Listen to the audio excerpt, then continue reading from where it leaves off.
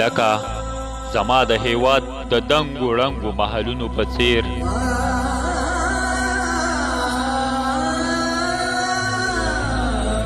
دغې پردۍ جګړې او خپلو خلکو زما د شعر محل هم ونړاوه. په کوم قلم چې مې ښایسته ژوندون د کائناتو ښکلاو ستا خالونه ستایل، داسې ورک شوی رانه لکه چې زړه له مین ورک وي او مین نه وي خبر. زما قلم هم داسې خدای زده چې چیرې به وي، چیرې به وي، چیرې به وي، لا به مات شوی وي او زه به پرې خبر نه یمه لکه تندی د مظلوم. مات شي نه بل څوک پرې خبر شي او نه دی پوهیږي چې ولې چا کله او څله مات کړ. زما قلم هم داسې خدای خبر چا کله او ولې مات کړ. دا هم کیدی شي د باروتو لوګو ستا له مسکا یا د هیواد له ښکلا او زما له تان قلم نه هغه صفت، هغه جادو، هغه کشش وړی وي. ځکه مې اوس د غزل سا بنده ده، ځکه خو اوس نظمونه نشم لیکی، ځکه مې ګوتې ریږدي. که چیرته داسې وي نو بیا مې دا پرانستی پیغام هغې د شعر تر ښاپېرۍ پورې ورسوئ. د خدای لپاره ما دې نه ځوروي، تر ما دې نه راځي زه نور شاعر نه یمه. زما قلم ورک شوی، زه خپله هم په دې پردي ښار کې ورک شوی یمه.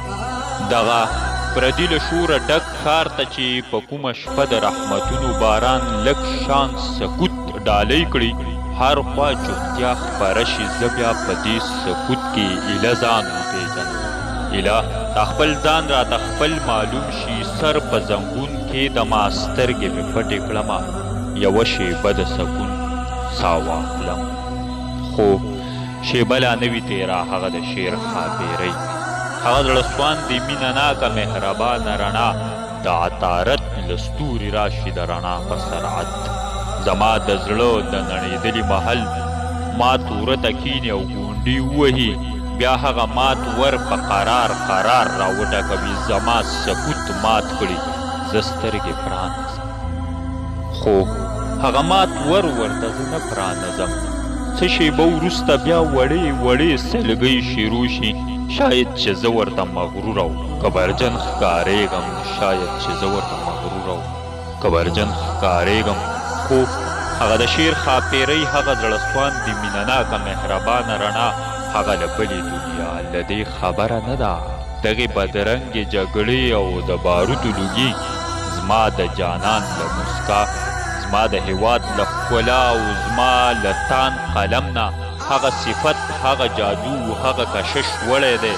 هغه د شعر ښاپېرۍ له دې خبره نه ده، له دې خبره نه ده، له دې خبره نه ده. ما نه قلم ورک شوی، زما قلم مات شوی، زه اوس شاعر نه یمه. بس کله چې د وینو څاڅکي او یا د اوښکو څاڅکي ووینمه، بیا په دې مات زړګي مات شوي قلم له کوم ردیف او قافیې نه پرته پر ایږدېدلو ګوتو ایله بیله یوه جمله ولیکم. هو بیا ایله په بیله یوه جمله ولیکم، همدومره ولیکم نور جنګ بس دی، همدومره ولیکم نور جنګ بس دی. نظم د عطارد له ستوري توري د محل دی، تر بیا مو په لوی رب سپارم. که مو زموږ فیسبوک پاڼه نه وي خوښه کړي، در سره یې خوښه کړئ او د یوټیوب چینل در سره سبسکرایب کړئ. له دعاګانو مو مه هېروئ.